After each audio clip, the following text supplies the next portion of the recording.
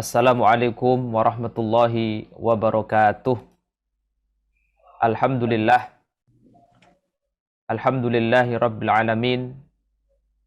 Wabihi nasta'in wa ala umurid dunya waddin. Wassalatu wassalamu ala asrafil anbiya'i wal mursalin. Sayyidina wa maulana Muhammadin wa ala alihi wa ashabihi wa man tabi'ahum bi ihsanin ila yaumiddin. Amma ba'd. Mari kita awali pertemuan pada pagi hari ini dengan membaca basmalah. Bismillahirrahmanirrahim.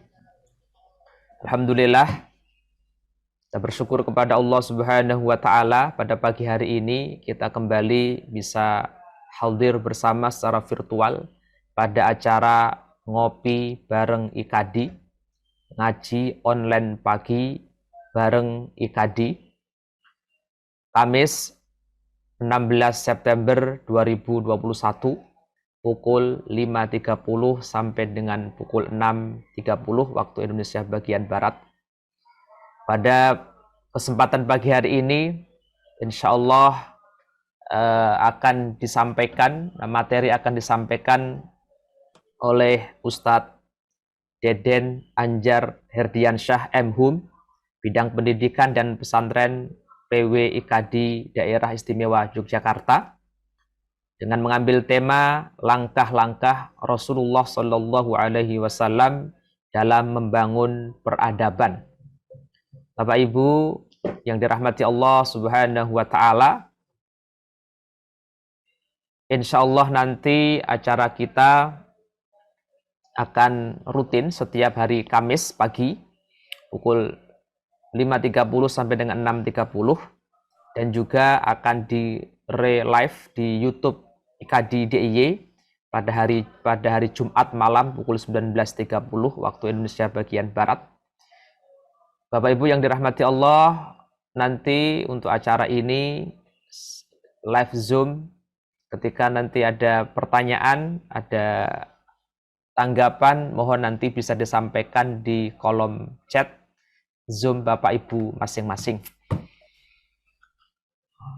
Oke, Bapak Ibu yang dirahmati Allah Subhanahu wa taala, kita langsung saja mulai acara kita pada pagi hari ini, langkah-langkah Rasulullah dalam membangun peradaban yang akan disampaikan oleh Ustadz Deden Anjar Herdiansyah M.Hum. Kepada beliau Ustadz Deden kami persilakan. Baik, syukran Ustadz Mujari. Bismillahirrahmanirrahim. Assalamualaikum warahmatullahi wabarakatuh. Alhamdulillahilladzi arsala rasulahu bil huda wa dinil haq liyudhhirahu 'ala dini kullihi wa kafa billahi syahida. Asyhadu an la ilaha illallah wahdahu la syarika lah, syahadatan arjun najata minal 'adzabil alim wal fawza bin na'imin muqim. Wa asyhadu anna Muhammadan abduhu wa rasuluhu alladzi addal amanah wa ballagha risalah wa nasaha hadhihi al-ummah wa jahada fi sabilillahi haqqa jihadi hatta atana al-yaqin. Allahumma salli wa sallim wa barik ala sayyidina Muhammadin wa ala alihi wa ashabihi ajma'in wa man tabi'ahum bi ihsanin ila yaumiddin wa sallim tasliman katsira. Amma ba'd. Para ustaz sekalian, Bapak Ibu yang dirahmati Allah Subhanahu wa taala, alhamdulillah pada kesempatan pagi hari ini kita diperjumpakan oleh Allah Subhanahu wa taala di dalam majelis yang mulia ini, insyaallah. Mudah-mudahan Allah hadirkan keberkahan di tengah-tengah kita, dan mudah-mudahan ilmu yang kita dapatkan pada pagi hari ini bisa menjadi ilmu yang bermanfaat bagi dunia dan akhirat kita. Insyaallah pada pagi hari ini kita akan membahas tentang bagaimana langkah-langkah Rasulullah Shallallahu Alaihi Wasallam untuk membangun peradaban. Dan saya kira hal-hal ini menjadi satu bahasan yang penting untuk kita ketahui, sebab bagaimanapun kita menghadapi satu realitas di tengah-tengah kita, dan kita memiliki tanggung jawab untuk memberikan respon yang terbaik terhadap seluruh realitas yang kita hadapi itu. Dan respon kita yang terbaik adalah respon yang mengacu pada sunnah-sunnah Rasul. Apa yang telah dicontohkan oleh Rasulullah Shallallahu Alaihi Wasallam dalam semua halnya, dalam semua langkah kita yang kita lakukan. Sebab kita meyakini dengan sepenuh keyakinan kita bahwa Rasulullah SAW adalah uswatun hasan. Rasulullah SAW adalah qudwah teladan kita dalam semua aspek kehidupan kita. Laqad kana lakum fi Rasulillahi uswatun hasanah liman kana yarjullaha wal yawmal akhir. Jadi Rasulullah SAW itu adalah teladan kita di dalam semua langkah kehidupan kita, termasuk di dalam hal bagaimana kita sebagai umat ini berupaya untuk bisa mewujudkan peradaban umat Islam, masyru' fi bina'i hadratil ummah al-islamiyah, turut serta di dalam proyek pembangunan peradaban umat Islam. Yang hari-hari ini barangkali kita kehilangan ya satu petunjuk yang real yang ada di tengah-tengah kita. Tetapi alhamdulillah kita diberikan banyak sekali warisan dari Rasulullah Shallallahu Alaihi Wasallam yang bisa kita ikuti hari ini, yang bisa kita teladani, bisa kita contoh. Dan insya Allah selama kita istiqomah di dalam menjalankan sunnah-sunnah Rasulullah Shallallahu Alaihi Wasallam dalam hal ini terkait dengan bagaimana langkah-langkah kita membangun peradaban itu, maka sebagaimana dulu Allah Subhanahu Wa Taala telah memberikan kemenangan kepada Rasulullah SAW, maka insya Allah umat ini juga pada akhirnya akan diberikan kemenangan oleh Allah Subhanahu Wa Taala. Ada banyak poin sebetulnya ya yang bisa kita contoh dari Rasulullah SAW dalam hal ini, tetapi saya hanya akan menyajikannya pada 5 langkah saja. Bagaimana Rasulullah SAW membangun peradaban. Jadi 5 langkah Rasulullah dalam membangun peradaban. Ini sebetulnya saya tidak mengada-ngada ya, jadi tidak membuat satu teori baru, tetapi saya mengambil intisari dari berbagai kitab sirah yang sudah ditulis oleh para ulama. Nah, di situ kita bisa meramunya menjadi langkah-langkah yang praktis ya, yang dilakukan oleh Rasulullah SAW di dalam membangun peradaban. Nah, kita mulai dari langkah yang pertama.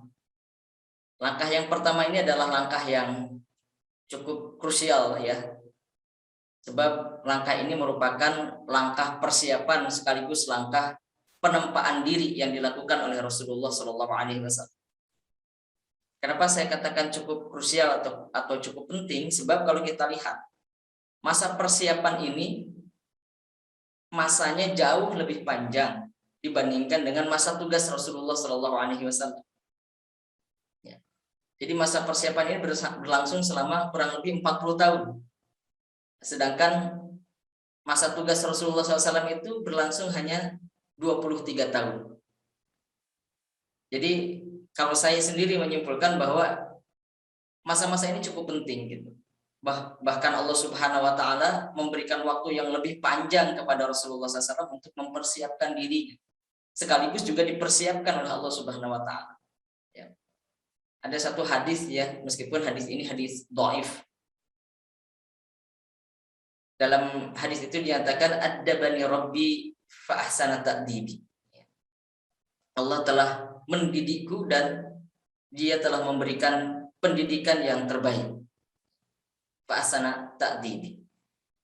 Jadi memang Rasulullah SAW itu betul-betul dididik oleh Allah Subhanahu Wa Taala, ditempa, ditarbiyah oleh Allah Subhanahu Wa Taala.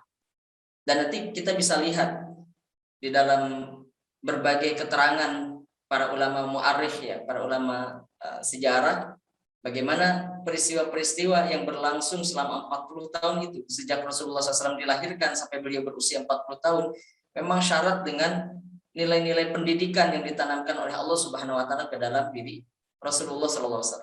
Berbagai pengalaman hidup, ya, berbagai peristiwa itu betul-betul menempa dan mendidik Rasulullah SAW. Memang Rasulullah tidak dididik di madrasah-madrasah ya, seperti kita hari ini kita belajar di sekolah, di pesantren, di majelis-majelis ilmu barangkali. Rasulullah tidak belajar di lembaga-lembaga seperti itu. Tetapi Yang menjadi lembaga pendidikan bagi Rasulullah SAW itu adalah kehidupan itu sendiri. Bagaimana pengalaman-pengalaman hidup itu telah menempa Rasulullah SAW sampai kemudian beliau memiliki berbagai macam kapasitas dan kualitas pada diri. Kalau kita lihat secara ringkas ya, kita lihat dari usia 0 tahun ya. Dari usia 0 tahun Rasulullah SAW sudah diberikan satu pengalaman hidup oleh Allah Subhanahu wa taala yang membuat dirinya memiliki pikir yang terbuka, jiwa yang lapang dan lisan yang fasih. Termasuk juga di usia setelahnya nanti ada pengalaman spiritual yang juga dialami oleh Rasulullah SAW. Jadi sebagaimana kita ketahui yang kita baca dari Sirah Nabawiyah, di usia 0 sampai 4 tahun Rasulullah SAW itu dididik di tengah-tengah masyarakat Bani Sa'ad oleh Halimah As-Sa'diyah. Jadi rupanya pengasuhan yang dilakukan oleh orang-orang Badui terhadap masyarakat Quraisy Mekah itu adalah satu tradisi. Itu adalah satu tradisi dari masyarakat Mekah. Dan dalam hal ini kita bisa belajar justru terhadap orang-orang Quraisy pada masa itu. Jadi mereka biasa mengasuhkan putra-putra mereka yang masih kecil itu kepada orang-orang Arab Badui. Dengan tujuan apa? Supaya anak-anak mereka itu bisa menjadi seorang Arab yang sejati. Nah gitu. Supaya anak-anak mereka bisa menjadi seorang Arab yang sejati. Jadi sejak awal orang-orang Quraisy itu sebetulnya sudah memiliki kesadaran yang cukup tinggi terhadap pendidikan ya. Bahkan kalau kita sekarang mengenal istilah pendidikan karakter ya, bagaimana membentuk karakter seorang anak, seorang siswa, seorang murid begitu. Nah, justru orang-orang Quraisy dahulu sudah sadar betul tentang bagaimana harus membentuk karakter anak-anak mereka menjadi seorang Arab yang sejati. Dan mereka menyadari karakter Arab sejati itu justru ada pada orang-orang Badui, ada pada orang-orang pedalaman ya, orang-orang pinggiran begitu.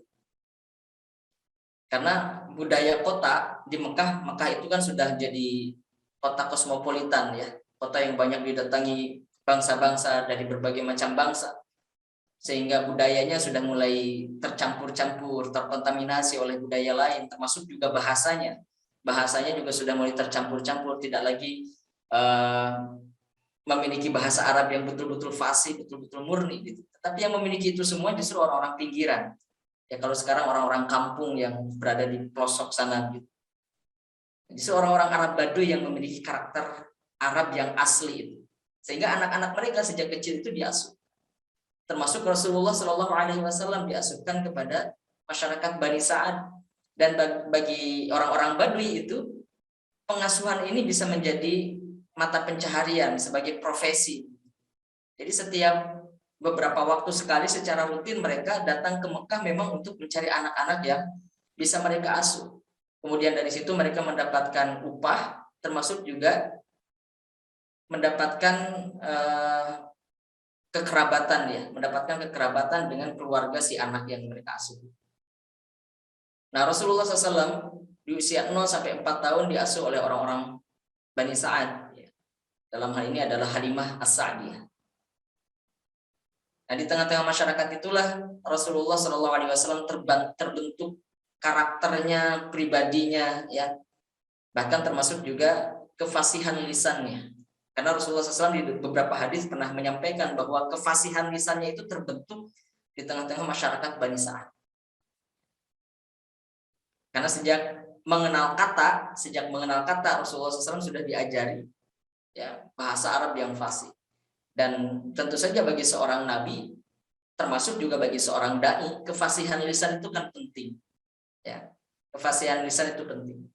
Rasulullah pernah mengatakan, ana a'rabukum, aku adalah orang yang paling fasih berbicara bahasa Arab di antara kalian. Bahkan orang-orang Quraisy, orang-orang kafir pada masa itu di Mekah juga mengakui kefasihan Rasulullah SAW itu. Sehingga mereka mengatakan, jangan dengarkan kata-kata Muhammad. Sebab kalau kalian mendengarkan kata-katanya, kalian pasti akan tersihir. Nah, jadi mereka memaknai kefasihan lisan Rasulullah SAW itu sebagai sihir. Ya, sebab ketika Rasulullah berbicara, seringkali banyak orang yang kemudian terpengaruh, bahkan yang tadinya memusuhi bisa menjadi mencintai gitu, karena kata-kata Rasulullah SAW itu. Jadi orang-orang seperti tersihir kalau mendengar kata-kata Rasulullah SAW. Dan Rasulullah SAW tidak menyalahkan sepenuhnya ya kata-kata orang-orang Quraisy itu. Bahkan Rasulullah SAW pernah mengatakan dalam sabdanya, Inna ba'dal bayan asihar. Sesungguhnya sebagian daripada perkataan itu adalah sihir, kata Rasulullah. Ya. Maksudnya adalah kata-kata itu bisa memberikan pengaruh yang kuat terhadap orang. Kata-kata itu bisa mengubah seseorang. Kata-kata itu bisa menjadi inspirasi bagi seseorang. Dan pada umumnya kita semua menyukai kata-kata yang baik, ceramah yang baik, nasihat yang baik. Pada umumnya kita semua menyukai. Dan Rasulullah SAW punya kemampuan yang paling unggul dalam hal itu. Bahkan barangkali kemampuan yang paling tinggi, kemampuan puncaknya. Di antara manusia yang lainnya, beliau adalah orang yang paling fasih saat berbicara. Pikirannya lapang karena terbentuk oleh karakter geografisnya saat itu. Jadi sejauh mata memandang itu hamparan luas bagi masyarakat Bani Sa'ad itu. Nah, konon dalam kajian-kajian psikologi ya, orang yang tinggal di satu tempat yang sejauh mata memandang itu adalah hamparan luas, biasanya pikirannya lebih lapang dan jiwanya lebih luas. Makanya itu bisa kita buktikan kalau kita pergi ke pantai atau kalau kita melihat hamparan sawah yang luas, gitu, ada sesuatu yang berbeda dalam hati kita, ada kenyamanan, ya, ada kesejukan. Nah, setiap hari selama 4 tahun Rasulullah SAW tinggal di satu tempat yang karakternya seperti itu. Itu membentuk pikirannya menjadi lapang dan jiwanya menjadi luas. Ya. Jadi pikiran yang lapang, jiwa yang luas, lisan yang fasih, termasuk juga pengalaman spiritual ketika Rasulullah SAW itu dibelah dadanya ya oleh malaikat, itu terjadi saat Rasulullah SAW berada di Bani Sa'ad dalam pengasuhan Halimah As-Sa'diyah. Usia 4-6 tahun Rasulullah kemudian berada dalam pengasuhan ibunya, karena di usia 4 tahun Rasulullah dikembalikan oleh Halimah kepada Aminah, kepada ibunda kandungnya. Sebabnya adalah karena Halimah merasa khawatir setelah terjadinya peristiwa pembelahan dada itu ya. Akhirnya dikembalikan Rasulullah kepada ibunya. Dalam pengasuhan ibunya itu Rasulullah mendapatkan kasih sayang yang melimpah-limpah ya. Sebab bagaimanapun Rasulullah sudah terpisah dari ibunya selama 4 tahun ya, sejak bayi. Sehingga ketika di usia 4 tahun beliau kembali kepada ibunya, Aminah seakan-akan merapel kasih sayangnya gitu ya, merapel kasih sayang. Dan di pengasuhan ibunya itulah Rasulullah SAW banyak dikisahkan tentang nenek moyangnya. Nah, ini pengenalan jati diri. Saya kira penting setiap anak itu mengenali jati dirinya. Siapa dia, siapa ayahnya, siapa kakeknya, dia keturunan siapa, apa karakter keluarganya, dan sebagainya. Nah, Aminah itu sering menceritakan tentang kakek-kakeknya Rasulullah SAW yang mereka adalah pemimpin-pemimpin hebat. Diceritakan tentang Abdul Muthalib, diceritakan itu tentang siapa Hashim, diceritakan itu tentang siapa Qusay bin Kilab, diceritakan tentang keluarganya Abdullah dengan semua karakter kebaikan yang mereka miliki. Nah, ini adalah dalam rangka untuk menanamkan pengenalan terhadap jati dirinya. Siapa dia, siapa keluarganya, siapa nenek moyang. Nah, tetapi kebersamaan Rasulullah dengan ibundanya juga tidak lama, hanya 2 tahun. Dan setelah itu pengasuhan Rasulullah SAW dialihkan kepada kakeknya, yaitu Abdul Muthalib. Sejak usia 6 tahun ya sampai 8 tahun. Juga tidak lama sebetulnya, hanya 2 tahun. Dan kita tahu Abdul Muthalib itu adalah pemimpin orang Quraisy pada masa itu. Pemimpinnya orang-orang Quraisy pada masa itu. Dan berbagai buku sirah sudah menjelaskan tentang sifat-sifat, watak, dan karakter Abdul Muthalib yang memang betul-betul seorang pemimpin yang sejati gitu. Dalam hal kepemimpinan, beliau ini adalah orang yang sangat disegani dan memang betul-betul berwibawa ya. Dan uniknya Abdul Muthalib itu mendapatkan julukan yang mirip dengan nama Rasulullah SAW. Julukannya diberikan oleh orang-orang Quraisy. Julukannya adalah Al-Hamd, Al-Hamd, yang terpuji ya. Yang terpuji. Rasulullah SAW juga namanya Muhammad ya. Atau dalam kabar dari nabi-nabi yang sebelumnya disebut juga dengan Ahmad. Nama asli dari Abdul Muthalib itu adalah Syaibah. Syaibah, nama aslinya Syaibah. Jadi kalau disandingkan dengan julukannya jadi Syaibatul Hamad ya. Syaibah sang terpuji. Nah, ini karena memang orang-orang Quraisy pada waktu itu betul-betul menghormati, segan dengan kepemimpinan Abdul Muthalib. Dan dari sinilah kemudian Rasulullah SAW banyak belajar tentang leadership, tentang kepemimpinan kepada kakeknya. Ya, beliau Rasulullah SAW ini sering diajak kemana-mana ya oleh kakeknya. Bahkan dalam pertemuan-pertemuan penting di Darun Nadwah, tempat pertemuan orang-orang Quraisy pada masa itu, Rasulullah SAW juga sering dihadirkan di sana. Rasulullah sering dihadirkan di sana, sering diajak oleh kakeknya. Ya, meskipun pemimpin Quraisy yang lainnya atau pemimpin kabilah, pemimpin suku yang lainnya itu merasa tidak nyaman dengan kehadiran Rasulullah SAW. Tetapi Abdul Muthalib pernah mengatakan, biarkanlah dia bersamaku di sini, karena aku melihat suatu saat nanti dia akan menjadi orang besar, kata Abdul Muthalib. Nah, ini juga menunjukkan bahwa Abdul Muthalib itu punya visi ya. Abdul Muthalib itu punya visi. Sebagai seorang pemimpin, dia bisa melihat potensi-potensi besar yang ada pada diri seseorang, dan itu merupakan salah satu karakter penting seorang pemimpin. Jadi pemimpin besar itu selalu bisa melihat potensi-potensi besar yang ada di sekitarnya. Itu karakter pemimpin hebat begitu. Termasuk Abdul Muthalib. Abdul Muthalib sudah bisa melihat bahwa Rasulullah SAW ini memang punya potensi yang ada pada dirinya, yang suatu saat nanti akan membuatnya menjadi orang besar. Dan memang betul ya, apa yang diprediksi oleh Abdul Muthalib itu betul-betul akurat. Dan ini sekali lagi merupakan satu keutamaan yang ada pada diri Abdul Muthalib. Nah, Rasulullah belajar tentang leadership, tentang kepemimpinan itu dari Abdul Muthalib ya. Dan saya kira darah kepemimpinannya itu sudah ada sejak nenek moyangnya, sejak Qusay bin Kilab. Ya, Qusay bin Kilab juga adalah pemimpin Quraisy. Beliau yang mendirikan Darun Nadwah ya, dan beliau yang membuat sistem ya di tengah-tengah masyarakat Quraisy itu berjalan dengan baik. Qusay bin Kilab. Kemudian Hashim ya, itu juga seorang pemimpin, termasuk juga Abdul Muthalib. Jadi darah kepemimpinan ada pada diri Rasulullah SAW. Dan ini yang kemudian disebut sebagai kepemimpinan mauhibah ya, kepemimpinan mauhibah. Jadi kepemimpinan yang memang sudah terwariskan di dalam darahnya gitu ya. Sudah mengalir di dalam darahnya. Jadi kepemimpinan itu adalah ada yang kepemimpinan mauhibah, ada yang kepemimpinan muktasabah. Kepemimpinan itu ada yang diupayakan dan memang ada yang itu merupakan warisan, ada dalam gennya gitu kira-kira. Kemudian mana yang penting? Dua-duanya penting ya, apalagi kalau berpadu ya, dia gennya itu adalah gen pemimpin, kemudian dia sendiri menempa dirinya untuk menjadi seorang pemimpin. Nah, itu pemimpin yang ideal ya, pemimpin yang terbentuk karena mauhibah dan muktasabah. Baik, di usia 8 sampai 12 tahun Rasulullah SAW sudah menunjukkan kemandiriannya pada saat beliau diasuh oleh pamanda beliau Abu Thalib.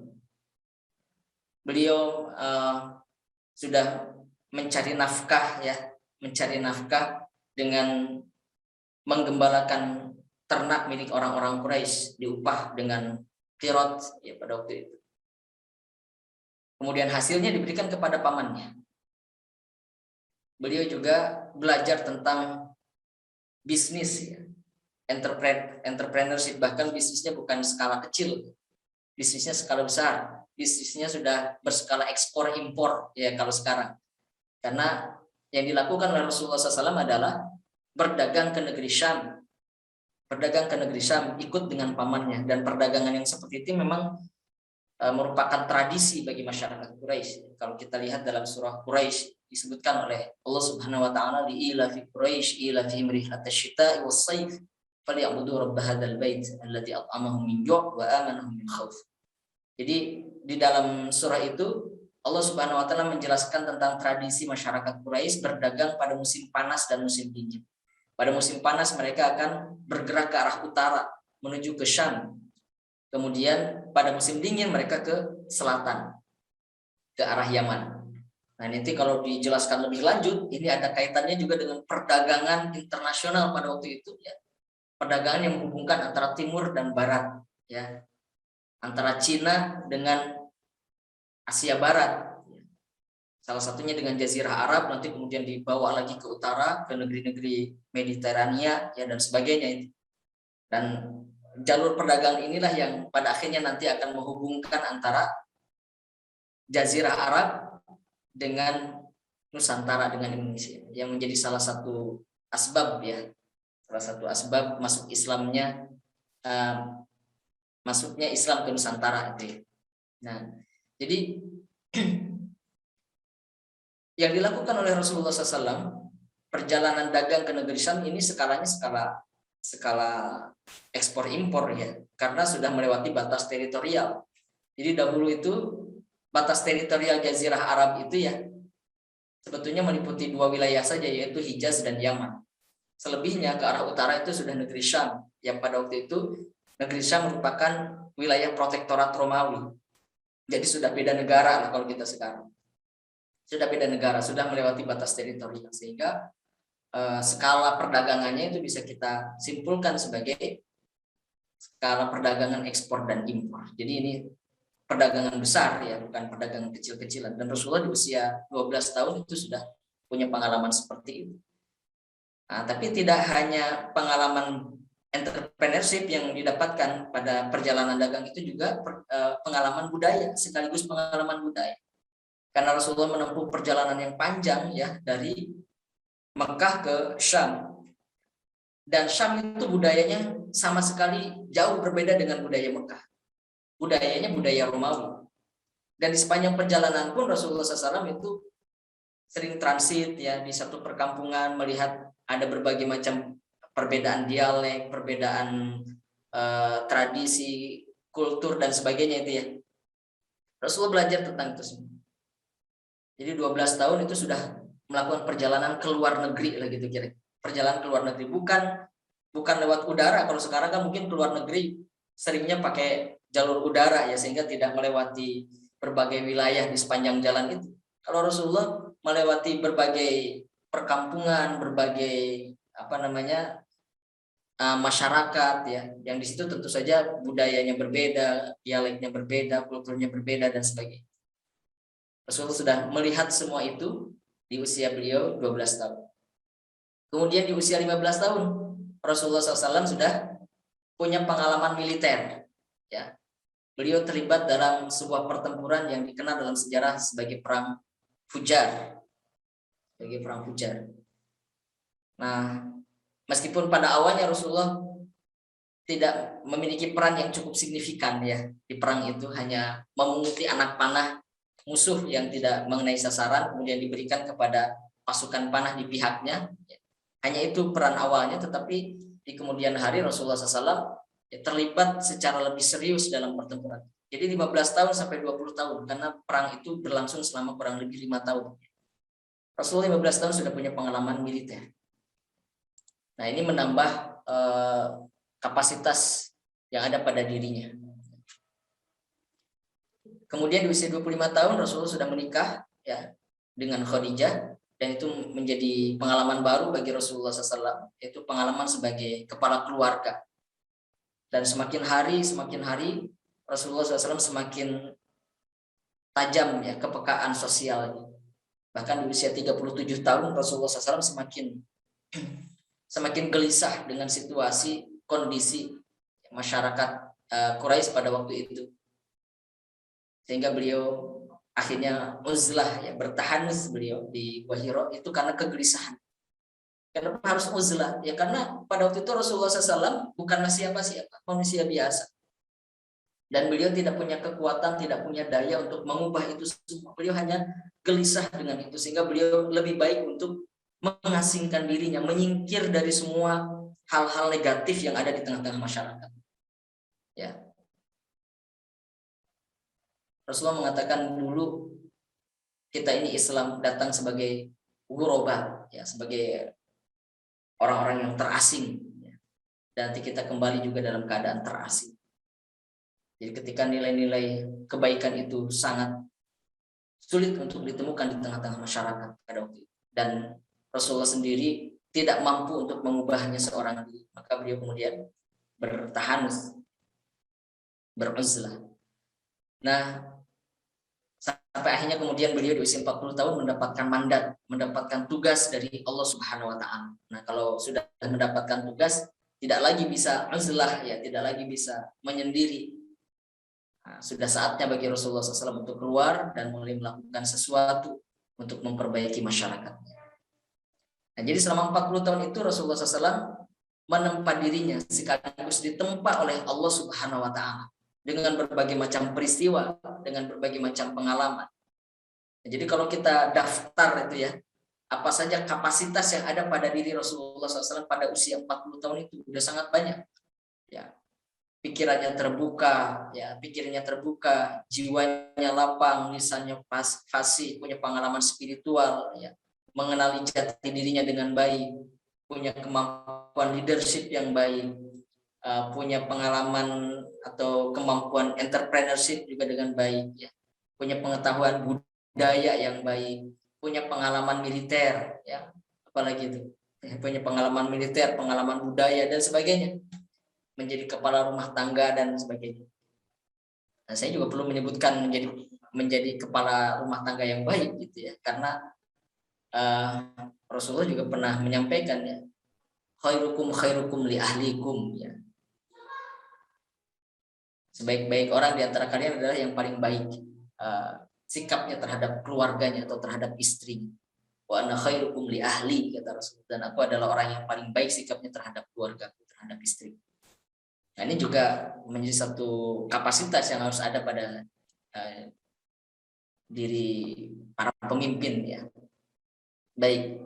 Nah, ini semua kapasitas yang ada pada diri Rasulullah SAW. Kualitas dirinya yang memang betul-betul ditanamkan oleh Allah Subhanahu wa taala, ya, untuk menjadi bekal mengemban risalah yang tentu saja tidak ringan bagi Rasulullah SAW. Jadi tugas Rasulullah itu teramat berat. Teramat berat. Karena dua hal setidaknya. Jika dibandingkan dengan nabi-nabi sebelumnya, tugas Rasulullah lebih berat. Pertama, karena Rasulullah diutus untuk seluruh umat manusia. Wa ma arsalnaka illa kafatan linnas, kata Allah. Wa ma arsalnaka illa rahmatan lil alamin. Jadi Rasulullah SAW itu diutus untuk seluruh umat manusia. Berbeda dengan nabi-nabi sebelumnya yang diutus oleh Allah hanya untuk kaum tertentu saja, umat tertentu saja. Ada yang diutus untuk kaum Ad saja, ada yang diutus untuk kaum Samud saja, ada yang diutus untuk kaum Sodom saja, ada yang diutus untuk Bani Israel saja, dan mereka tidak punya wewenang, tidak punya tugas untuk berdakwah kepada umat yang lainnya, kepada kaum yang lain. Jadi satu nabi untuk satu kaum. Sebelumnya begitu yang berlaku. Tetapi Rasulullah SAW berbeda. Rasulullah diutus untuk seluruh umat manusia, bukan hanya untuk orang Arab saja, dan bukan untuk satu kaum saja, tetapi untuk seluruh umat manusia. Itu yang pertama. Yang kedua, Rasulullah SAW adalah nabi yang terakhir, sehingga beliau adalah penentu, ya, gitu, bagaimana perjalanan risalah setelah, dan setelah itu tidak ada lagi nabi yang akan menyempurnakan. Jadi betul-betul semuanya ditanggung oleh Rasulullah SAW. Beliau, apa yang dilakukannya menjadi penentu dari perjalanan risalah selanjutnya, sehingga tidak mudah bagi Rasulullah. Ini satu tugas yang berat. Nah, dan oleh sebab itulah Allah Subhanahu wa taala memberikan berbagai macam bekal, ya, untuk Rasulullah Shallallahu alaihi wasallam itu, supaya beliau kokoh di dalam memikul tugasnya, memikul bebannya. Nah, baik. Lalu setelah Rasulullah SAW mendapatkan tugas dari Allah Subhanahu wa taala dengan turunnya wahyu yang pertama, kedua, dan selanjutnya, maka kemudian langkah-langkah dakwah dilakukan oleh Rasulullah SAW. Nah, ini kita berbicara tahap yang kedua, yaitu tahap mendidik umat, membina umat. Pada tahap ini Rasulullah SAW memulainya dari orang-orang yang terdekat. Memulai dari orang-orang yang terdekat. dari orang-orang yang tinggal satu atap dengan Rasulullah SAW. Istrinya, kemudian Ali bin Abi Thalib, sepupunya, kemudian Zaid bin Harithah, anak angkatnya, dan satu orang yang memang tidak tinggal satu rumah dengan Rasulullah SAW, Abu Bakar, tetapi hubungannya dengan Abu Bakar itu sudah terjalin sangat lama, ya, bahkan bisa jadi lebih lama, lebih panjang daripada hubungan Rasulullah dengan Khadijah, ya, karena Rasulullah sudah berteman akrab, ya, dengan Abu Bakar sejak mereka masih sama-sama remaja. Maka kita bisa melihat ada banyak kesamaan karakter, ada banyak kesamaan sifat pada diri Rasulullah dan Abu Bakar. Di kitab At-Tarbiyah Al-Qiyadiyah itu disebutkan oleh Muhammad Muhammad Al-Ghadban, sifat-sifat yang sama pada diri Rasulullah dan Abu Bakar itu. Ada banyak kesamaan sifat.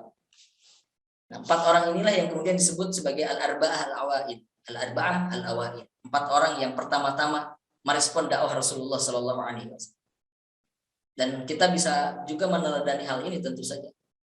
Dakwah kita mulai dari orang-orang yang dekat dengan diri kita, keluarga kita, istri, anak-anak kita, kemudian tetangga-tetangga dekat kita. Mulai dari yang terdekat, sahabat-sahabat kita, orang tua kita, dan seterusnya.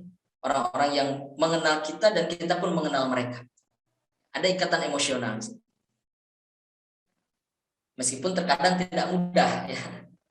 Karena biasanya orang-orang yang dekat itu adalah orang-orang yang mengenal diri kita, kebaikannya maupun keburukannya. Nah, biasanya gitu. Beruntungnya bagi Rasulullah SAW, pada dirinya tidak ada cacat, sehingga orang-orang yang dekat dengan Rasulullah SAW itu, ya, tidak melihat keburukan pada diri Rasulullah SAW. Makanya ketika diajak untuk beriman, mereka langsung merespon, karena track record Rasulullah SAW itu bersih dalam pandangan mereka. Nah, kalau kita kadang-kadang kan mungkin ada kesalahan-kesalahannya, ada kekurangan-kekurangannya. Justru orang-orang yang dekat itu seringkali orang-orang yang tahu tentang apa kekurangan-kekurangan diri kita. Memang tidak mudah, tetapi ya ini salah satu langkah strategis sebagaimana yang dicontohkan oleh Rasulullah SAW, memulai dari yang terdekat. Kemudian Rasulullah SAW menanamkan fondasi yang kuat terhadap mereka, yaitu berupa keimanan kepada Allah dan hari akhir. Ini menjadi nilai yang mendasar, karena dari sinilah nanti kualitas seseorang akan ditentukan. Kualitas diri seseorang akan ditentukan. Semua karakter sahabat, semua kualitas para sahabat radhiyallahu anhum itu berasal dari keimanan. Andaikan keimanan mereka rapuh, ya, tidak akan mereka terbentuk sebagai pribadi yang khairu ummah, ya, sebagai generasi yang terbaik, sebagai khairun nas. Rasulullah pernah mengatakan khairun nas qarni tsummal ladzina yalunahu tsummal ladzina yalunahu. Sebaik-baik generasi itu adalah pada masaku, kata Rasul. Kemudian masa setelahnya, kemudian masa setelahnya. Nah, dari mana kualitas para sahabat itu terbentuk? Dari keimanan. Keimanan itulah yang membuat mereka menjadi generasi yang memiliki karakter syaja'ah, misalnya berani, ya, tidak akan berani satu umat itu kecuali dia memiliki keimanan yang kokoh, ya. Rasulullah kan pernah mengatakan bahwa penyakit dari umat akhir zaman itu adalah al-wahan. Al-wahan itu adalah hubbud dunya wa karahiyatul maut, cinta dunia dan takut kematian. Nah, ini satu paket. Orang kalau sudah cinta dunia pasti takut mati. Sudah pasti, tidak mungkin tidak. Ya. Jadi kalau orang sudah cinta dunia, dia pasti takut mati.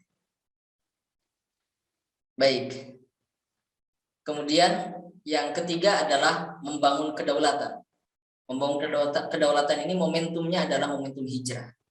Jadi hijrah ini menjadi langkah awal bagi Rasulullah SAW untuk membangun kedaulatan umat Islam di Madinah. Dan hijrah ini sebetulnya bukan sesuatu yang direncanakan oleh Rasulullah SAW, tetapi justru disinilah kita bisa menemukan sebuah pelajaran, ya, bahwa yang menentukan hasil akhir, menentukan kemenangan itu Allah Subhanahu Wa Taala. kadang kita memiliki rencana, dan bahkan rencana itu adalah sesuatu yang harus ada ya pada semua langkah kita. Tetapi yang menentukan hasil dari perjuangan itu adalah Allah Subhanahu wa taala. Maka saya menyimpulkan satu credo ya. Teruslah berjuang dan biarlah Allah yang membuat skenario kemenangan. Jadi kita hanya dituntut oleh Allah Subhanahu wa taala untuk fokus saja berjuang. Perkara nanti bagaimana jalan kemenangannya mudah bagi Allah, dan betul-betul mudah bagi Allah. Rasulullah SAW itu sudah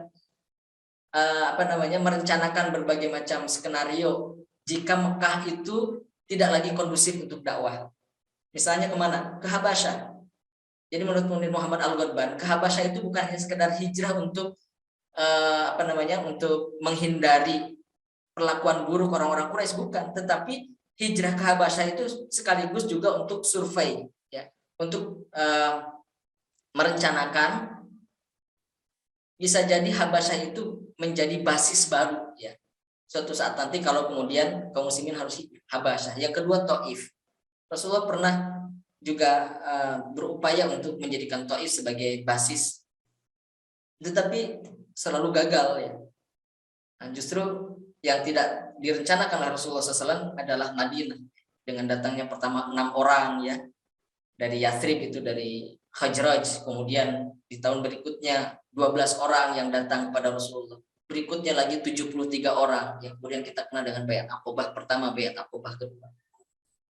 Nah, jadi biarlah Allah yang menentukan skenario kemenangannya untuk kita. Kita fokus saja berjuang, kita berencana ya, kita punya takdir, punya rencana yang baik sebaik-baiknya, tetapi kita tidak perlu terbebani oleh bagaimana hasil akhirnya, karena Allah nanti yang akan membuatkan skenarionya untuk kita. Nah, dalam membangun peradaban kedaulatan ya, dalam membangun kedaulatan di Madinah ini Rasulullah cukup hanya membangunnya dalam waktu 2 tahun ya. Hanya waktu 2 tahun. Mengapa 2 tahun? Saya punya alasan, karena di tahun kedua Hijriah Rasulullah SAW tidak lagi disibukkan dengan membangun internal kaum muslim, tetapi disibukkan dengan upaya untuk menghadapi tantangan-tantangan eksternal. Tahun kedua Hijriah itu adalah pertempuran pertama kalinya yang berskala besar ya.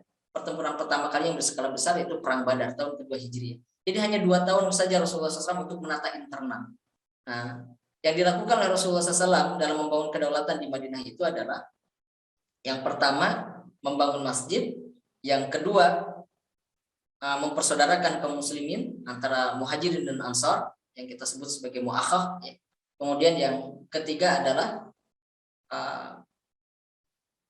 membentuk stabilitas politik ya, membentuk stabilitas politik dengan adanya Piagam Madinah itu ya. Dan yang keempat adalah membangun sektor, memperkuat sektor ekonomi ya, dengan membangun pasar Baqi al-Khair. Jadi ada sentrum aktivitas, kemudian masyarakatnya solid ya, bersatu, berukhuwah, bahkan ukhuwahnya sampai tingkatan yang tertinggi yaitu isar ya. Wa yu'thiruna 'ala anfusihim walau kana bihim khassasah wa may yukashuha nafsi fa ulaika humul muflihun. Sampai isar ya. Kemudian secara politik juga stabil, ekonominya kuat. Kalau negara itu sudah demikian, saya kira sudah pasti ya negara itu akan menjadi negara yang kuat. Nanti detail-detailnya barangkali kita bicarakan berikutnya ya. Kemudian yang keempat, langkah keempat adalah mempertahankan kedaulatan. Kedaulatan sudah terbentuk dalam waktu 2 tahun itu. Ya. Kemudian ada tantangan-tantangan dari luar. Memang orang-orang Quraisy itu tidak tidak membiarkan umat Islam itu bisa bertumbuh secara baik ya di Madinah. Selalu ada upaya-upaya untuk menghalang-halangi umat Islam. Maka mereka beberapa kali melakukan serangan ya. Dan akhirnya terjadi perang Badar ya, perang pertama kalinya kaum muslimin menghadapi orang-orang Quraisy.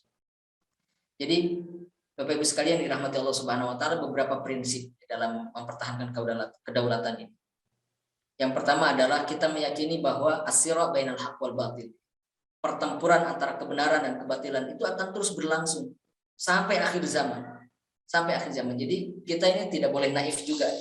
Oh, ngapain kita paranoid misalnya gitu ya? Enggak, bukan paranoid, tetapi perintahnya adalah kita adalah warabitu. Isbiru wasabiru warabitu. Bersiap siaga, hadar, ya waspada gitu. Penyakit umat kita hari ini adalah adamul hadar. Tidak adanya kewaspadaan. Adamul hadar, merasa baik-baik saja, dan itu memang diciptakan oleh musuh-musuh Islam agar umat Islam itu merasa baik-baik saja. Ya, sehingga tidak ada kewaspadaan, padahal perintahnya adalah isbiru wasabiru warabitu, bersiap siaga. Warabitu ini diambil dari kata ribat ya. Ribat itu berjaga di perbatasan. Berjaga di perbatasan. Kalau ada teritorial itu berjaga di perbatasan teritorial itu. Supaya apa? Supaya tidak ada musuh yang menyusup. Ribat, ya ribat itu berjaga-jaga. Nah itulah yang kemudian tidak dilakukan oleh umat hari ini.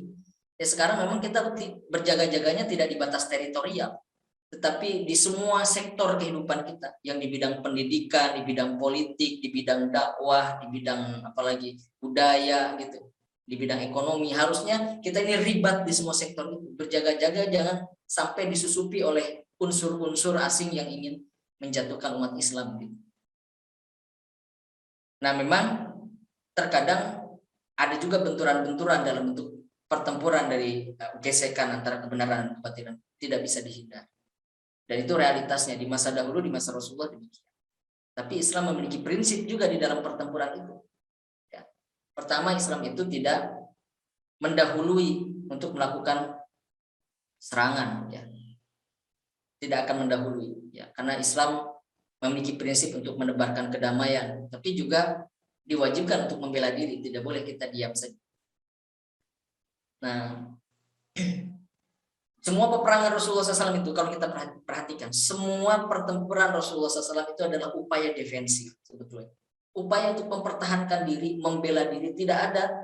Baik itu perang Badar, perang Uhud, coba perhatikan Bapak Ibu, perang Khandaq, itu semua tidak ada umat Islam itu mengawali, membela diri, ya, membela diri.